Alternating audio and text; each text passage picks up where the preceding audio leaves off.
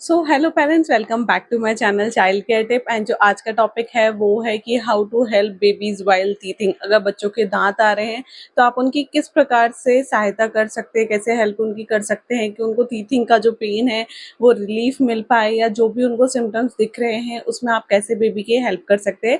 तो ये सारी चीज़ें आज मैं इस टॉपिक में कवर करने वाली हूँ। बेबी के टीथ्स कब आ जाने चाहिए, कब तक आप वेट कर सकते हैं, कब कौन से टीथ्स आते हैं, ये सारी चीज़ें आज इस वीडियो में कवर होने वाला है।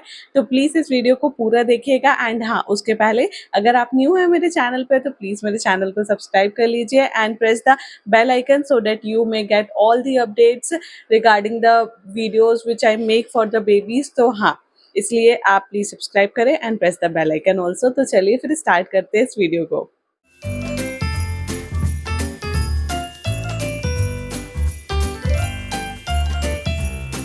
टॉपिक है how to help babies while teething. तो देखिए, टीथिंग बहुत ही टफ फेज होता है बेबीज की लाइफ का। जो एक ये बोल सकते हैं, ये एक माइलस्टोन है जो कि बहुत ज़्यादा पेन देता है कुछ बेबीज को इजीली आ जाते हैं। नो डाउट किसी बेबीज को कुछ भी पेन नहीं होता है, बट हाँ, कुछ बेबीज बहुत ज़्यादा परेशान होते हैं, बहुत इरिटेटेड हो जाते हैं एंड बहुत फसी होते हैं, फीवर आता है, बहुत सारी चीज़ें होती है बेबीज को। तो ये बहुत टफ टाइम होता है बेबीज के लिए। तो उसमें बेबी को सूथ करना, कंफर्ट देना, कडल करना बहुत ज़रूरी होता है। तो हाँ, अब क्या कर सकते हैं आप, वो चलिए आगे मैं आपको बताती हूँ। तो जो एक नॉर्मल टाइमलाइन है बेबीज़ के टीथ आने की, that is 4 to 7 months. Yes, 4 to 7 months में बेबीज़ के टीथ आना चालू हो जाते हैं, बट हाँ, कुछ बेबीज़ में ये चीज़ लेट भी होती है। तो देखिए, what is the right age of teething. तो राइट एज है बेबीज़ का अराउंड 4 मंथ टू 7 मंथ्स के बीच में बेबीज़ के टीथ आना चालू हो जाते हैं। बट एब्सोल्युटली दिस में वेरी, कुछ बेबीज़ के टीथ जल्दी भी आ जाते हैं as early as 3 months, and कुछ बेबीज़ में ये लेट भी हो जाता है, 12 मंथ्स के बाद भी आते हैं कुछ बेबीज़ के teeth. So this is completely normal. आपको वरी करने की बिल्कुल भी ज़रूरत नहीं है कि मेरे बेबी के टीथ नहीं आए हैं, या आप कंपेयर करते हैं कुछ बेबीज़ के साथ कि उसके तो टीथ आ गए, इसके नहीं आए। So there is no worry in this. आप कुछ भी टेंशन मत लीजिए। इन केस हाँ, 12 मंथ्स हो गया, 13 मंथ्स हो गया, मैंने मेरे डॉक्टर से पूछा था कि अपन कब तक वेट कर सकते हैं बेबी के टीथ्स का। तो उन्होंने मुझे बताया था कि 13 मंथ्स तक के आप वेट कर सकते हैं। उसके बाद इन केस अगर नहीं आ रहे बेबी के टीथ्स, तब आप डॉक्टर से कंसल्ट कर सकते हैं। तो चलिए जानते हैं what is the general timeline. तो जनरल टाइमलाइन के अकॉर्डिंगली 4 टू 7 मंथ्स में जो टीथ्स आते हैं बेबी के, वो होते हैं बॉटम फ्रंट टीथ। यस, ये जो सामने के दांत होते हैं ये आना चालू हो जाते हैं बेबीज़ में। 8 टू 12 मंथ्स के अराउंड बेबीज़ के जो टॉप के फ्रंट टीथ होते हैं वो आना चालू हो जाते हैं। 9 टू 16 मंथ्स के अराउंड में बेबीज़ के टॉप एंड बॉटम के जो लिटरल इंसीजर्स होते हैं, मतलब जो ये बीच के दांत आए हैं उसके बाजू में जो दांत आते हैं वो आना चालू हो जाते हैं। 13 टू 19 मंथ्स के अराउंड बेबीज के फर्स्ट मोलर, दैट इज जो बैक के टीथ्स होते हैं, वो आना चालू हो जाते हैं। 16 टू 23 मंथ्स के अराउंड बेबीज के कैनाइन्स आना चालू हो जाते हैं, जो कि इंसीजर एंड मोलर के बीच के जो पॉइंटेड टीथ्स होते हैं वो आने लगते हैं। लास्ट वन इज 23 से 33 मंथ्स के अराउंड में बेबीज के जो बैक के टीथ्स होते हैं वो आ जाते हैं, जिन्हें हम सेकंड मोलर्स भी बोलते हैं। तो ये कंप्लीट एक जनरल टाइमलाइन थी कि इस मंथ्स के बीच में बेबीज के ये टीथ्स आने लगते हैं। तो इवन कुछ बेबीज में तो ये भी देखा गया है कि at the time of birth babies के टीथ्स होते हैं। यस, कुछ बेबीज में, एक ये मेरे नोन में भी एक केस आया था कि जिसमें देखा गया था कि बेबी का जब जन्म हुआ है, जब उसका बर्थ हुआ है, तभी बेबीज के टीथ थे। तो उस केस में क्या करना चाहिए, तो उस केस में बेबी के जो वो टीथ्स होते हैं वो डॉक्टर रिमूव कर देते हैं। यस, उन टीथ्स को रिमूव करवाना ज़रूरी होता है। तो इन केस अगर आपके आसपास किसी का ऐसा केस हो, या आपके नोन में जिसका भी हो, तो आप उनको ये गाइड कर सकते हैं कि प्लीज़ डॉक्टर को कंसल्ट करें। उन टीथ्स को नहीं रखा जाता, उनको डॉक्टर रिमूव कर देते हैं। तो चलो अब जानते हैं कि what are the common signs of teething. Yes, babies बहुत सारे साइंस एंड सिम्टम्स देते हैं जब उनकी टीथिंग स्टार्ट होती है।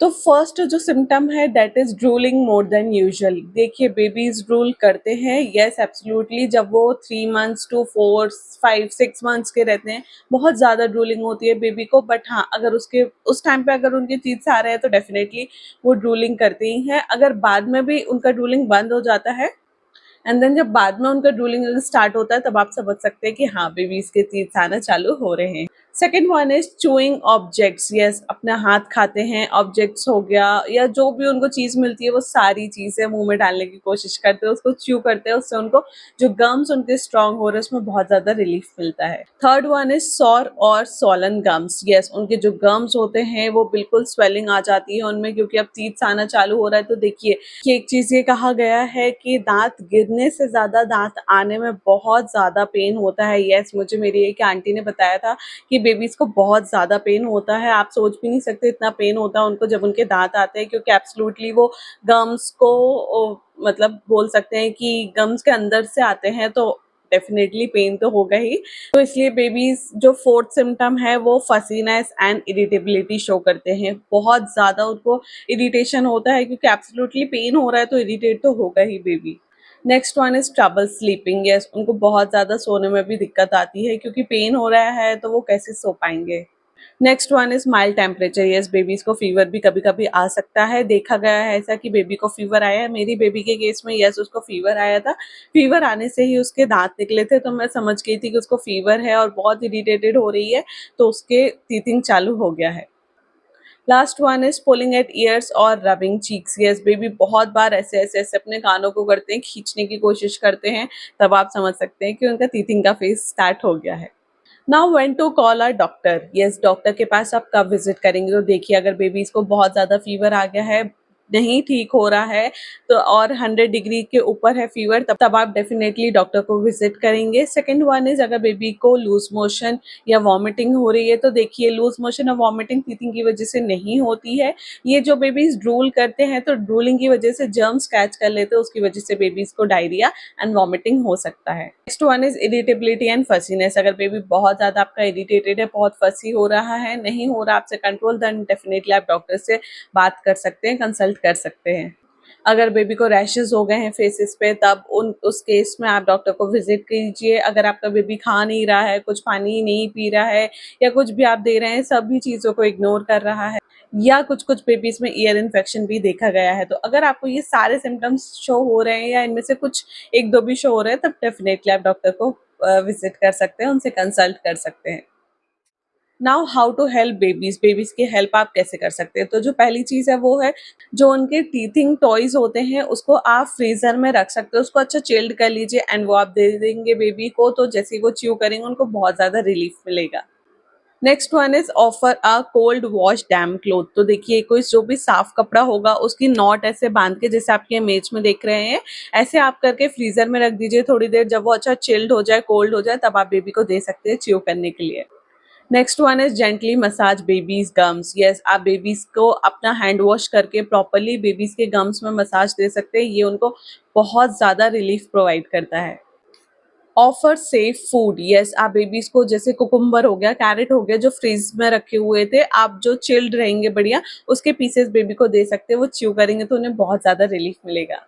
Next one is teething gel और medicine prescribed by the doctor. तो देखिए ये जो जेल होता है और जो मेडिसिन है वो आप डॉक्टर के कंसल्टेशन से ही लेंगे, वो जो भी प्रिस्क्राइब करें आप वो ज़रूर यूज़ कर सकते हैं। Next one is extra cuddle and comfort. Yes, इस टाइम पे बेबीज को कडल करना, कंफर्ट देना बहुत ज़रूरी हो जाता है।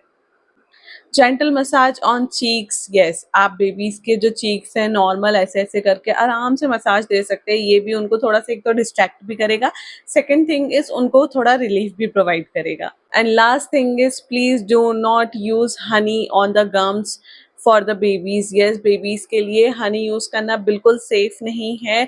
जो भी बच्चे छोटे हैं, 1 साल से छोटे हैं, उनके लिए आप प्लीज हनी यूज मत कीजिए, क्योंकि बहुत लोग एडवाइस करेंगे कि हनी लगा दीजिए आप गम्स में तो बेबी को बहुत रिलीफ मिलेगा, but no, honey is not suitable for the babies who are less than 1 year.